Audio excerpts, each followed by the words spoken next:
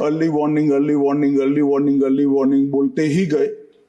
अंग्रेजी में जितने भी गंभीर प्रकार के शब्द है अपने भाषण में डालकर इसको बताया गया।